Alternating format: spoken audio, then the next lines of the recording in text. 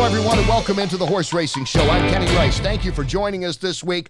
A big day that we have for you. The Heiligbrots will join us. Bill and Corinne, they have been in the business for 30 years. They own one of the best horses on the track in 2019. That is Mitole, who's a lock to be the male sprinter of the year. He is a finalist for the Horse of the Year. The Eclipse Awards coming up. We will talk with them. And you know, all those great shots, those iconic moments that photographers get, camera guys get, well, we know some of the guys behind the cameras that get those shots. One of the best in the business is Kenny Wu. He was recently inducted in the Sports Broadcasting Hall of Fame, only the third photographer to ever go in there. And Kenny from NBC Sports will join us. We have worked together for many, many years, covering many horse races during this time. Now, a man that never misses a shot because, you know, have you ever taken that picture and you go, wow, it's a little out of frame or a little fuzzy? Ben Chaffins never takes a bad shot, do you, Ben? That's right. It's all artistic. It's artistic. If it's out of focus, these days it's artistic. Exactly. And as Michael Jordan said, when you take the shot, how many do you miss of the shots you don't take? 100%. That's right. So you got to take the shot. Ben Chaffins, Scott Hall, Thomas Kenny with us. We're ready for a big show. Bill and Corinne will join us. We will be talking with them. The Heiligbrots, owner of Mitole, when we come back on the Horse Racing Show. Welcome back in to the Horse Racing Show. I'm Kenny Rice, delighted that you're with us. Very excited to have this couple with us. They're just wonderful people in general and great for the horse business. The Heiligbrots, Bill and Corinne from Houston, Texas way. They own Mitole. What a year he had in 2019. Mitole is a lock to be the male sprinter of the year with the Eclipse Awards coming up, and he is one of the 3 finalists for Horse of the Year. And they join us now. Bill, how are you? Oh, we're wonderful. Down here in sunny, beautiful Houston today. Are you and Corinne all getting gussied up and ready to go to the Eclipse Awards in just a few days? Well, we've been hunting in South Texas, so I can't say that. But she does have her orange purse with her, which is our colors, you know. You know, and I was just curious. Let's see, why would a Texan have burnt orange and white as their colors? Possibly because he was recruited and played football for the legendary Darrell Royal at Texas. That's probably a good guess, Kenny. And your career was cut short by an injury, by the way. So he's a real football player. This Texan, trust me. Bill Heiligbrodt can play some football. So anyway, my biggest supporters right over here on my right side here. Corinne, what was this year like for you, dear? That it was just an amazing year that you guys had. That's what I was getting ready to say. It was, as we say in the boating world, it was a nice ride, Kenny. Mitole was exciting every race. You know, it was just a wonderful experience for both of us and our family. Were you nervous before? I interviewed you guys on NBC just before the Breeders' Cup Sprint. Were you nervous? I don't really get that nervous. I was excited and I wanted to win. One thing you've got to know about Billy and me is we do want to win. I think that the Met Mile, I was pretty nervous as well. Oh, that was a huge win, was. Around the Met Mile time, is that, Bill, when you thought this could really be a special year? Because, you know, at that time, McKenzie and all these are getting attention, and Mitole was getting attention, but still a question mark. Well, obviously, from the beginning, I've always thought this horse could run long. I always thought he could run almost anywhere. If you watch him, you know, I mean, he's just one of the best moving horses I've ever been around. And, you know, Corinne and I do a lot of our own selections and everything, but he was a great horse, and a great mover. And I was nervous, but when I saw the race and, when they started turning for home, I knew we'd won. When, he accelerated off that turn, I mean, he's never not finished a race. So, that was probably one of the biggest highlights. Obviously, the Breeders' Cup is such a big race as well, but you're really racing against a lot of champions in that Met Mile, and so it was a great experience for Corinne and I, and we're lucky to have a horse like him. Bill and Corinne Heiligbrodt, the owners of Mitole, they've had a great run of 30-some years in this business, and Mitole, was there any doubt that he was going in the sprint? Because he had qualified to run in the Breeders' Cup Mile. Well, you know, we were going to double enter him and then, you know, make a decision. but obviously the Breeders' Cup Sprint had a little bit more money in it. So being a good businessman, I selected that route. But I wasn't afraid to run in the mile. Believe me. I wish we could have continued to race him and maybe run him long at after the Breeders' Cup Sprint, but he's had a full book of mares, so it was chosen not to do so. But anyway, I think he's a pretty special horse, and the thing about it is, which is very unusual for a sprinter to run that many races. I mean, they're really as fast as he ran, and we x-rayed him when we brought him home after the Breeders' Cup and everything, and I think he was probably sounder than when we started. Wow. So he's a very unusual horse, and out of all these horses we've had, he's probably the most special and the most unusual, but he's got talent. Let's put it that way. That's saying a lot. Over 100 stakes winners, over 40 graded stakes winners for the Heiligbrodt in their 30-year career. And Corinne, have you been to Spendthrift in Kentucky to see him yet? I'm sure you'll probably make a trip there. I took my granddaughter Isla Heiligbrodt there to pick his soul. And we are definitely looking forward to his babies and racing his babies. As I always say, come on, Mitole, show those other boys where the finish line is. He's got a great mind. He's got great look, and Kenny, quite a fan club, to tell you the truth. Oh, yeah. The thing is, you raced against the best competition. There was not one race in there where he was not challenged and lived up to it and won 6 out of 7 and 10 out of 14 lifetime. I mean, he really is a special horse, Corinne, to watch. I know he is for you guys, as Bill just said. Hey. He's got the look, Kenny. Yeah. And the disposition, the temperament. Any horse that can run that many times that fast has got to be, as I call him, the mighty Mitole. Yeah, he is. And it was kind of a bargain. Bill, you talk about money. What a deal he was. Well, I mean, obviously there's always complications when you buy horses. So everything always isn't totally perfect when you start out. But in the case of this horse, I sat there.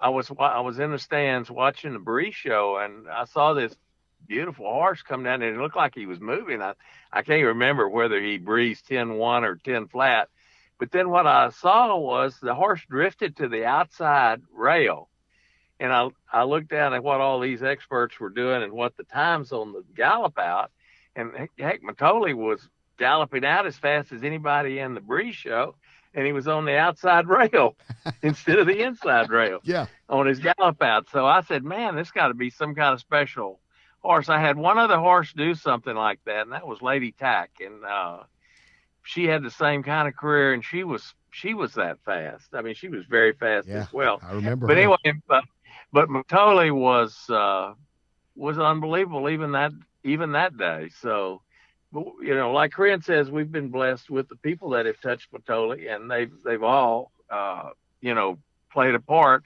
Even starting there with David McCatchet, who had him in the 2-year-old training cell at that time. So people always ask us, how do you win so many races? And my answer is, it's whose hands the horses have been in. Yeah. And, when you've got a trainer like Steve Asmussen and Scott Blassie and the others on what I call the A team, you're pretty well ahead of the game. The third one's Darren Fleming, who's at Oaklawn. I always say, when people ask me that, I tell you, all I can say about my guys are they all wear blue jeans. And from a Texas point of view, you got to wear blue jeans. That's right. That means that they are cowboys. They know what they're doing. Okay. Well, Mitole originally sold for 20, resold for 140. That's when you get him. Goes on to be a millionaire, goes on to be a multiple graded stakes winner, and now is a finalist for Horse of the Year. He's going up against Bricks and Mortar, and he's going up against Maximum Security. Are you making a prediction right now? No, obviously he's my horse of the year. I mean, it'd be foolish, but I mean, you don't get nominated for horse of the year and not be a good horse. I do think Mitole's special to do what he did. I mean, he took on everybody in the Met Mile. So, I mean, there's no chance for bricks and mortar and us to race against each other or to compete against each other. And he has a wonderful record also. So, it's an honor to be nominated, and we would certainly like to win. And we think he is the best horse. Obviously, Corinne and I do, and probably the people that have been around our horse. So, that's really the story. We'll wait and see for Thursday night. Well, and especially with a horse that is a horse that's coming in here, a sprinter. That's interesting is you got a grass horse primarily in bricks and mortar. You got a sprinter who also did well at a mile in Mitole in there with Right. a 3-year-old who did not win a Triple Crown race, even though we know he was ahead of the Kentucky Derby field with the disqualification. That's really been an interesting year in 2019 for horses, wasn't it? It certainly has, and but it's a real. Mitole's nominated for 3 awards, so we're really honored that that happened, and my whole family's going to be there with us. So it's going to be a big night for us to be there, and We're very excited, and we'll sit there and see what happens. Well, we're excited then- for you. the good thing is, Corinne and I'll be, let's see, about 4 years from now, I guess it'll be. Hopefully, we'll still be around. We'll have some 2-year-olds by Mitole on the track. Oh, I'm looking forward to that.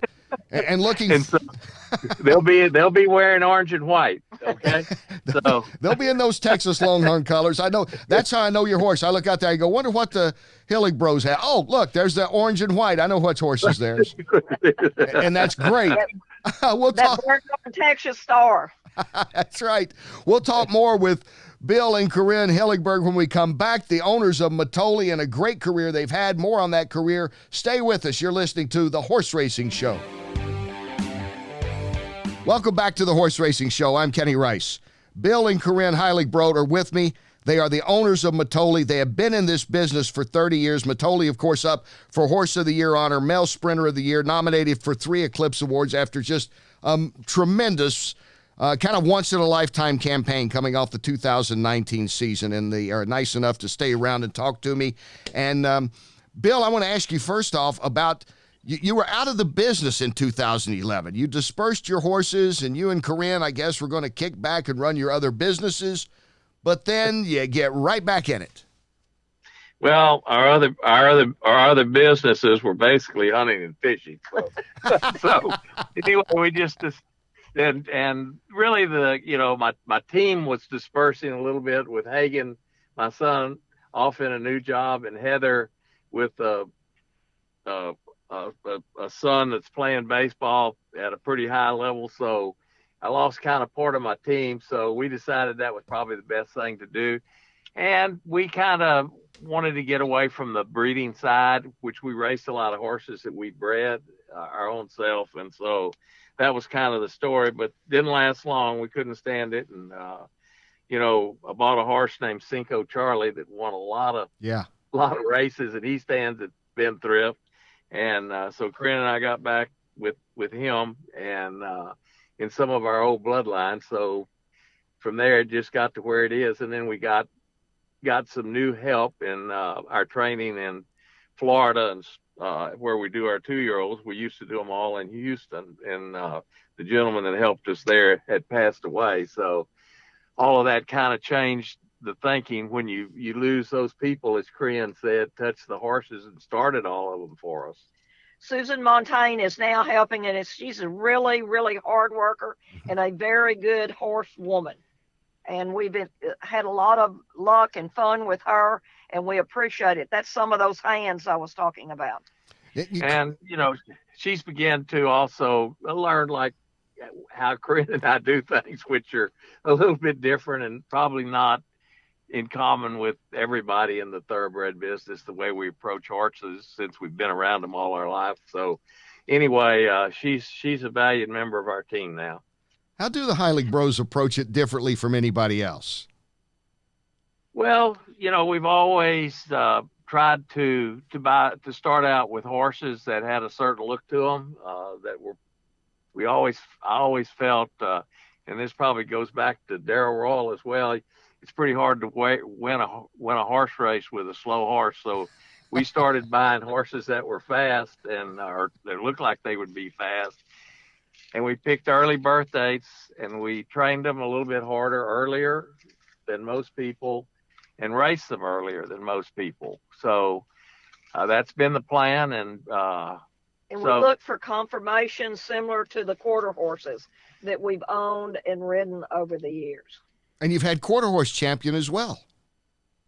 Yes, we have. We've had a number of them. But that was our background, hands-on, our own hands-on. And so we've kind of carried that over into the thoroughbred business. And Kenny, after 30 years, we've learned a little something. There's nothing like experience. No, it's the best teacher, isn't it?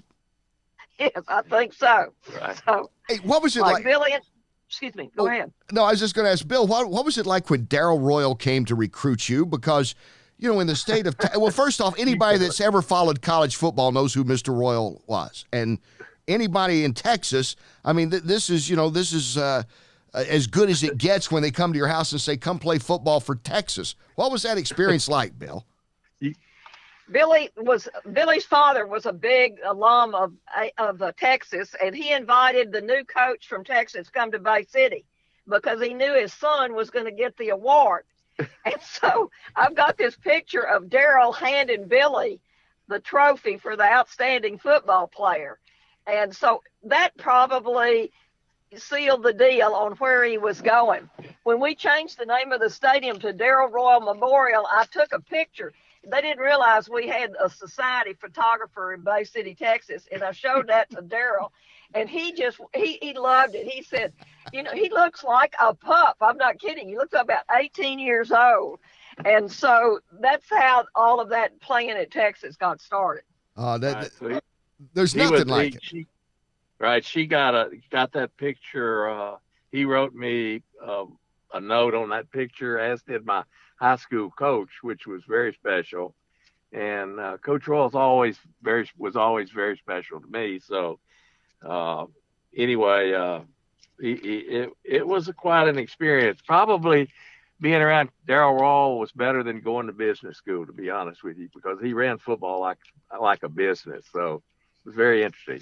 And I guess, as we talked about, like with life experiences, you incorporate a little bit of football, that football coaching in with. You've been in the farming, the banking, and the funeral business, and you were a football star. I mean, this is quite a career. This is quite a life that you and Corinne have had, Bill. Well, we were lucky. The other thing, at the end, I was lead director for the largest fracking company in the oil business. So that was good, a company called BJ Services. So really had a wonderful business career, and still fiddle around with some things today. So very interesting. People ask me, when is Billy going to retire? And this is what I say. Oh, he's retired 5 or 6 times. He's working on something else right now besides horses and banking and so forth. So, and that's the good news. Did he bring a bunch of quail home? I know he was quail hunting when I called to set up this interview. We all were, the family. Yeah, we brought quite a few of them home, and I'm not sure he was the one that was getting them. Yeah. Well, Kenny, they don't get any quail because I'm the driver. I take them where the quail are. So I had a great deal. My son was hunting. One of my friends, that's a very good friend of my daughter's, Corinne, and 2 of my grandchildren. One is 8 and one is 5. Mm-hmm. Riding in there helping me push the dogs, as they say. So we had a great weekend. We hunt nearly every weekend during the hunting season. South Texas is sort of like the horses. It's pretty special to us. Yeah, that's a special part of the country, isn't it? There's a Texan is a Texan, right? No matter where you go in the world, it's just, you could tell a Texan, I think. Well, maybe so, but I don't know where else you can go in the world and find South Texas. My baby, the baby boy, the 5-year-old, ever so often looks at me and said, "God bless Texas, CC." Back to Mitole, we're very excited about him being at Spendthrift. Mr. B. Wayne Hughes and that group of people there run a top-notch show. And, Billy and Mr. Hughes were on the Breeders' Cup board for a good while. Mhm. And so we're really happy. Cinco Charlie is there, and now Mitole. And so, plus we've, had a few end of mischiefs that were all right that originated. So the other thing you have to remember, Mr. Hughes is quite a USC fan, and you remember that Texas beat USC in the 2006 Rose Bowl for the national championship. I remember. Which One of the both great of us ones. Yeah. which both of us were there for. So I guess you didn't sit together that day, though, did you? no, not that day. But I think Mr. Hughes accepts the University of Texas, especially at that time. But anyway, we enjoy each other very much. That was one of the great college football games in a long time, too, wasn't it? That'll hold up forever, that Rose Bowl. It was very unbelievable. Good.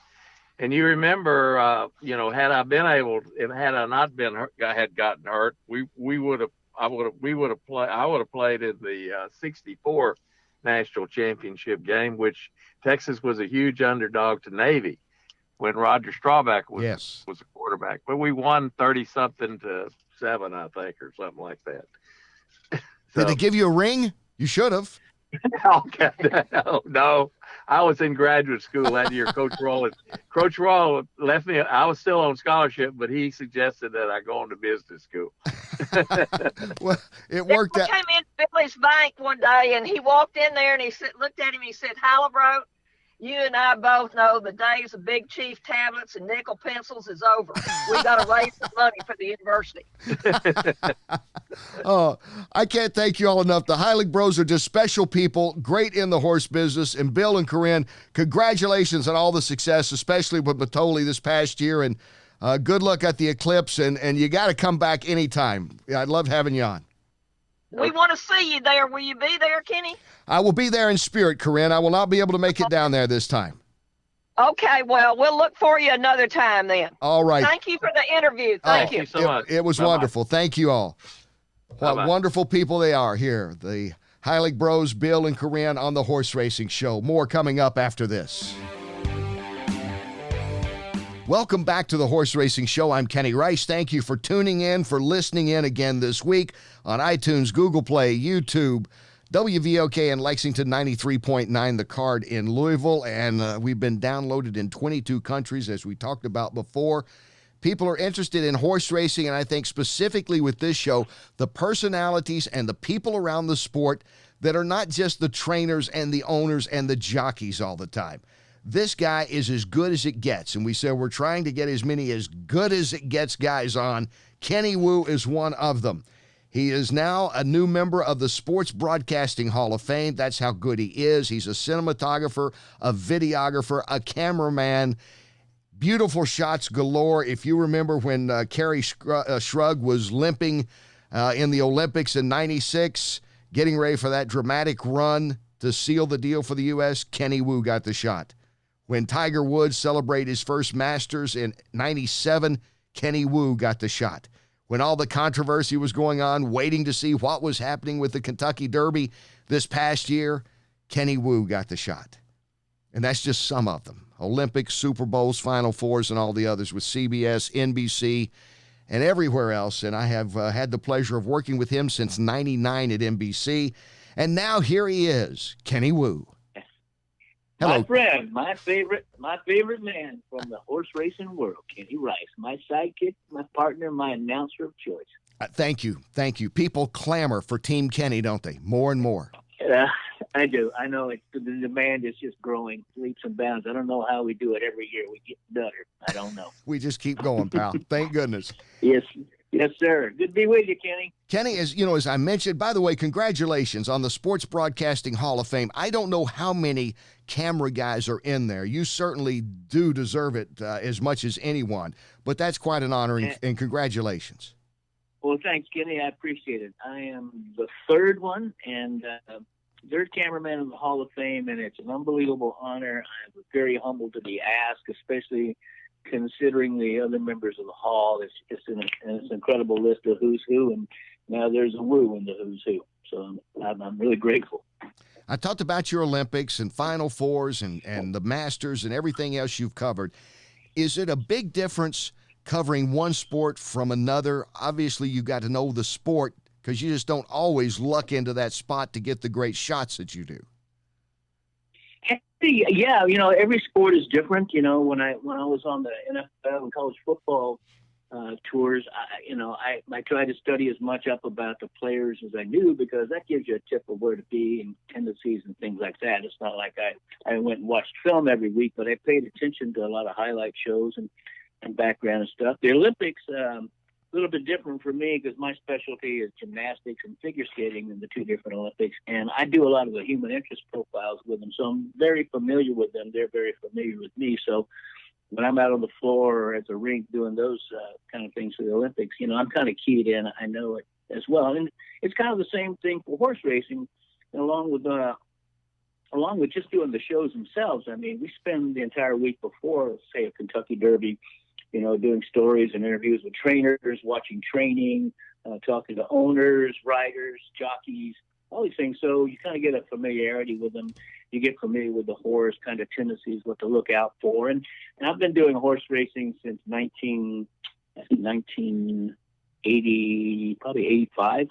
So I kind of know a little bit about the sport. I know who the players are, the trainers, the owners, the riders. And, we have a lot of meetings, and we do a lot of background with the producers and camera meetings about things that we're going to be looking for. So it's just a matter of keeping your eyes open and keeping your head on a swivel all the time, because, a lot of times you're just playing your hunch, so, honestly. I remember the first time I went out to cover the Kentucky Derby. My background is not horse racing. People feel being in Kentucky, this is what I grew up, but I grew up football, baseball, basketball, boxing. I think you knew that. Yeah, some people did, Mm-hmm. I remember the first time I went out and we're getting some shots at Churchill Downs when I was doing local TV, and the horse is having a workout, and here he comes around the turn, and the photographer kind of missed it, but I kind of missed it too. I really hadn't spotted it that well. This is still like a learning experience. So I asked him, I said, when does he come back around? They said he doesn't. That's it. He had a workout this morning, buddy. He did 5/8 of a mile. That's all you got. He won't be back. He'll be like jogging around, but you're not going to see him like, shooting around there like you just missed. Yeah, I hear you. It's happened to me before. Sometimes that's all you get is a glimpse. And then, there's a time where you're looking for them to come around the right way on the track. They go by you on the wrong way on the track. So I tell you, it's tough out there, especially at a Derby or something as huge as a Breeders' Cup when there's so many horses out there. And, like, trying to identify a horse in the early morning, like, yeah, he's the one with a little mark on his face. Yeah, well, he's running 40 miles an hour and he's packed with 30 other horses. So, yeah, you go find him. You get one shot at it. So it can be pretty nerve-wracking, yeah. That's exactly right. It's not like saying, hey, pick out this football player or, who's got a number on his back, or, this basketball guy where you can actually see his face. And that's the thing, even to this day, even with all the horse racing that you've done and I've done, it's not an easy thing to pick out. Oh, yeah, absolutely. And then some owners, not owners, but some trainers, they're kind of like sneaky about getting the horse. They don't want they might be hiding something. And so, like, they will tell you he's going to be out at one time and he'll be out at another. He might not even be on that training track. So, there's a lot of ear to the ground. There's a lot of people running around with glasses trying to figure out where horses are going to be. And like I said, they look like most of them look alike, unless you're a white one or a gray one. They're pretty hard to pick out of a pack, They are. We're talking with the multiple Emmy Award-winning Kenny Wu of NBC Sports, only the third photographer to ever be in the Sports Broadcasting Hall of Fame. What a great cameraman he is, and I've had the pleasure of working with him since '99. You always make my job easier because, one of the things I tell people, they go, really? I did not know that. I said, on the walkover, everybody doesn't line up in order. The number 17 could come out before the number 4, and then you got the number 10 coming out. And you don't know, and like you said, some trainers play a little head game. They're going to come out. Maybe they won't come out early. They'll come out late, whatever. And you can actually lose a guy on the walkover. I've done that a couple of times. Fortunately, I caught up with him. But, it's not like you say, hey, here's the guy. It's not going to be like, 1 through 20 marching orders. Oh, yeah, and absolutely. I remember, I think there's been a time where we've had a horse all the way in the back of the walk, and all of a sudden the next horse you're supposed to have ended up going out in the front of the walk, and you got to race back ahead. in that soft mud or that soft sand and get that thing and try to act like you're calm and composed, and you're live on the air. It can be a really tough day. That walkover is probably the worst part of the day for me at the Kentucky Derby. Well, that's the toughest part of the day for you and really all the camera guys, because you're walking backwards. It's not easy for me and the other announcers walking forward. And, this track can be softer, as it's been in recent derbies. It's muddy and you take it, your steps are uneven, but you're walking backwards and shooting that. And I don't know if you know how much I appreciate it and really admire it, because I don't know how you guys do it, because my greatest fear is I'll be on my rear end, and that'll be my fame. That no matter what else I've done in life, I was the guy that fell on the walkover. Well, it actually happened, I think, once with a camera guy. But the thing that scared me the most was once doing a walkover, because, like I said, you are walking blind. You're trying to concentrate on you. You're trying to concentrate on the guy you're interviewing and that horse in between you. And then you're going to realize there's a horse behind you you can't see, and that's the worst place to be, behind a horse. And I remember several times having a tail swish across the back of my neck on that walk, and it's like, oh my God. I'm a little close here to that wrong side of the horse. Because you don't have to worry about death when you're around like golfers or gymnasts. No. Or, even a big football player might rough you up. But you get kicked by a horse, any of us, and there's a great chance that's the end. So I feel better now, having let everybody know the danger involved. You don't know how dangerous Kenny Wu's job is, all you horse racing fans. Actually, it is very dangerous, and it's not like you can communicate. Like, we can get pushed around by football players and athletes and things like that, but at least you can communicate with them. With a horse, you got nothing, and, you're looking at 1,200, 1,400-pound animals, got a mind of his own. And, I remember being slammed by the rear quarter of a horse into a fence on the lineup at the Derby, getting ready in the chute. Wow. And I had the jockey yelling at me to watch out for his horse. Like, hello, I'm 148 pounds. 5'7" tall, and you're pissing me off because the horse hit me? I'm like, give me a break. And that's the other thing, too. It's like the horse is the star. Everything else is secondary to that horse. Cameraman, rider, whoever, human being, they're all secondary to that horse, That's right. They are the stars. The star of the camera world is Kenny Wu of NBC Sports. More with Kenny when we come back here on this edition of the Horse Racing Show. Thanks for staying with us. We'll talk in just a moment. Welcome back to the Horse Racing Show. I'm Kenny Rice. Thank you for being with us again this week. We're talking to a dear friend of mine, Kenny Wu, who is only the third cameraman ever inducted into the Sports Broadcasting Hall of Fame. That was recently. Kenny has worked for all the major networks and primarily with NBC, covering the Olympics, covering golf and gymnastics and figure skating, and I think about every sport you can imagine, because I think we've worked 2 or 3 sports together. I think we even did a bull ride together one time. Yeah, we've been around the block, Kenny. We've definitely been around the block. We've seen some things Team Kenny has, haven't we? We've seen some things. Yeah, we have.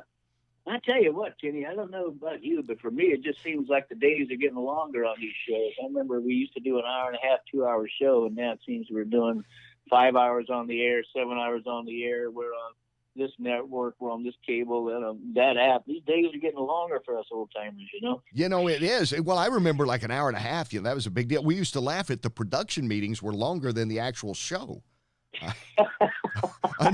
under a producer that we worked with once upon a time, and they were longer than the actual show. But now, I remember I remember one year scurrying about it. I think you helped me out on this. Hockey was coming up short. We were coming on after them, so they said, grab some celebrities. And you were with me, weren't you? Remember, we just started grabbing whoever was around, and I was doing a hit from the 3rd floor, and fortunately there were celebrities there. And, I talked to Serena Williams, was very nice and gracious. She came over. We talked to an actress or two. Peyton Manning came over. And, that was on the fly. And then I guess they liked the fact that the celebrities were on so much. Now it's become very much a part of everything, is like you say, that adds to the long program that we have that is Kentucky Derby Day especially. Well, I got to hand it to you guys. Like, all the announcers, you have the responsibility, and everybody's very competitive about getting that winning trainer, that winning owner after a race. And, we do 8 or 9 races a day, trying to find that one person in a crowd of 130,000 and trying to be the first one, too. I mean, that's a big deal every day. And like I said, when we're on the hunt and we're on the run, everybody's looking out. Everybody wants to grab that interview. I think when you and I together, we probably always get them. We get them the best. We can chase them down, but you work hard for it. You work hard out there. Announcers work hard. They may look pretty. You look a little pretty sometimes, but it's hard work out there, and it is a long day. And you got to know the people, and it's hard to pick them out. It's a face that you got to find in a crowd, of 100,000, 90,000 people, and you need it right away. You got somebody screaming in your ear from the truck to grab them, get this interview. You got a time constraint, all those things. It can be a really stressful day. It is. I think the best part of the Kentucky Derby is that night. I think it's the meal after the show myself. That's right. But do you have a favorite event that you cover, or a couple that you really enjoy the most? And you've covered so many. I know that might be narrowed down. Like I like basketball. I did a basketball game for us over the weekend, an A-10 game. I always like the chance to do some basketball. That's, one of my favorite sports, as you know. And of course the horse racing and the high profile, the Triple Crown, etc. But you cover a lot more than me. I don't know if you have 2 or 3 favorite sports out there. Well, I tell you, I don't cover it anymore, but I used to do the Tour de France, and I was a motorcycle cameraman, and that was the wildest event you could ever imagine. It goes 26 days. It covers sometimes 2,700 miles. It's all the way around France, through the mountains. That was always my favorite because it was the most exciting and thrilling, and the thing I loved about it was the fact that you're actually on the field of play. When you're on that motorcycle, you're out there with those 220 bikes right in the middle of them. You're going up the hills. And then after a while of doing it, you gain the respect of the riders because you're in the same weather conditions they are. You're facing the same day that they are. They're long days. It's awesome. And the other thing, I love the Olympics.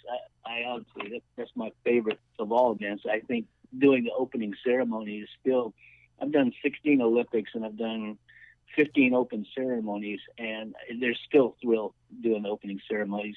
Not just the show itself, but I tell you, we always do the Parade of Nations, and when that United States team comes out and walks, and you're shooting them in the flag, it's just a stirring moment. It never gets old. Never gets old.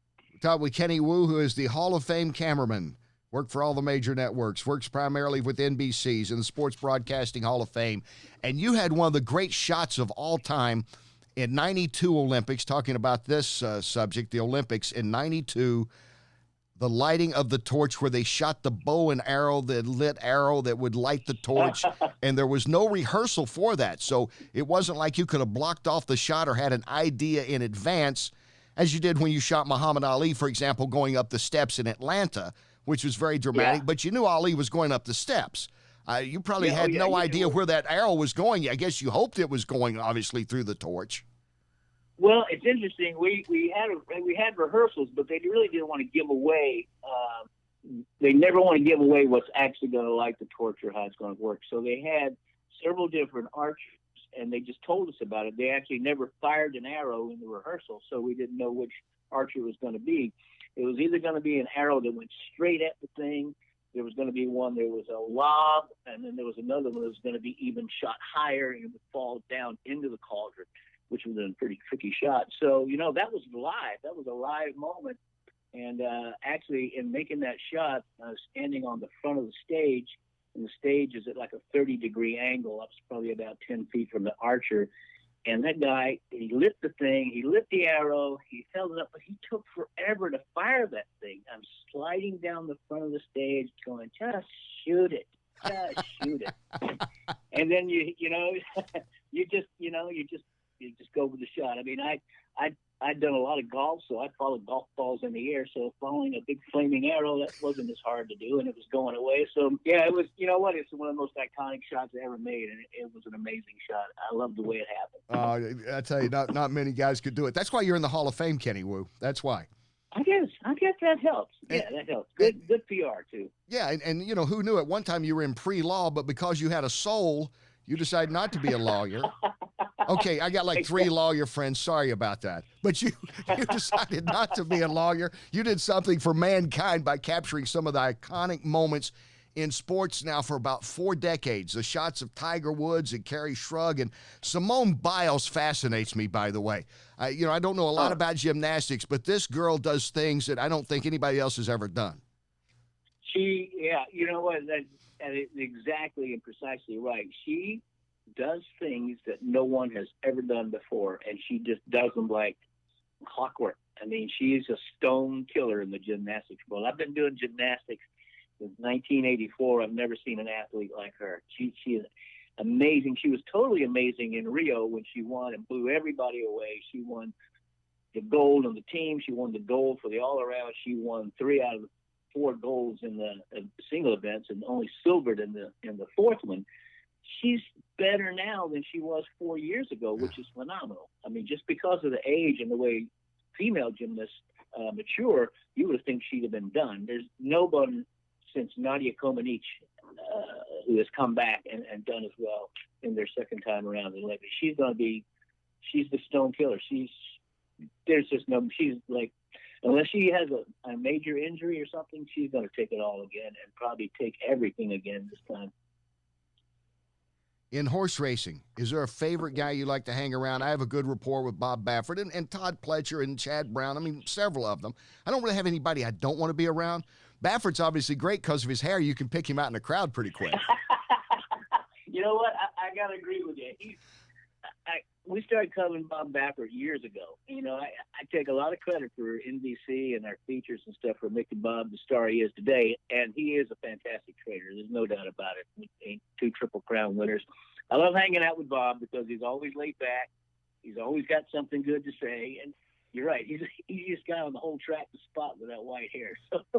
Yeah, and he gets it. And I think now more are getting it than they were, say, back when we first started back in the 80s, that, TV can be a good thing. You get exposure and people know who you are, and maybe other people that have money and want to buy a horse and bring a horse to train might come to you. It kind of works out both ways. Yeah, absolutely. But, and I think you can back me up on this, but it's interesting, in the course of a race, one of our responsibilities we're the handheld guys, we're the roaming guys. Part of our responsibility is being with a connection, being with a trainer, with an owner, or somebody who's really important to the horse. But particularly the trainers, they're very superstitious. And I have one really good camera guy who was with a trainer, and every time he was with that trainer lost. So it got to the point where that trainer told NBC, do not put that guy with me. And he would hide from that camera guy every time. Yet at the same time, if I'm with, and especially I've been with Baffert a lot when he's won, and I've been with several trainers who won when I'm there. So they're happy to see me. But I tell you, if they lose a few times and you're around, they don't want to see your face, and they'll hide. They don't want you anywhere near them. It's crazy how superstitious they can be. It is a different, unique world, and I look forward to another Derby coming up not that far away with you, my friend. Thank you. That's true. Absolutely. Looking forward to it. Kenny Wu, NBC Sports, only the 3rd cameraman in the Sports Broadcasting Hall of Fame. Kenny, thanks, my friend. I'll see you soon. Stay with us here. Kenny, travel safe. Thank you, buddy. More coming up on the Horse Racing Show right after this. And welcome back in as we get ready to wrap up this edition of the Horse Racing Show. Where else can you talk Texas football and the legendary coach Darrell Royal, talk about lighting the Olympic torch in Barcelona in '92, as well as horse racing? Only here on a show like this. It's like the Horse Racing Plus, isn't it, Ben Chaffins? Yeah, I think that's true. You just name it, we'll talk about it. Bill and Corinne Heiligbrodt, owners of Mitole, coming up. Going to be a big night for them at the Eclipse Awards. Kenny Wu. He is in the Sports Broadcasting Hall of Fame, one of the best cameramen of sports ever with NBC, and we'll be working the Triple Crown again together this year. Looking forward to that. Looking forward to you joining us again next week. We will talk more sports, and of course, we'll talk horse racing because, after all, that is the name of the show. For Ben Chaffins, Thomas Kenny, and of course, Scott Hall, I'm Kenny Rice. Thank you for being with us this week on the 53rd edition of the Horse Racing Show. See you next week.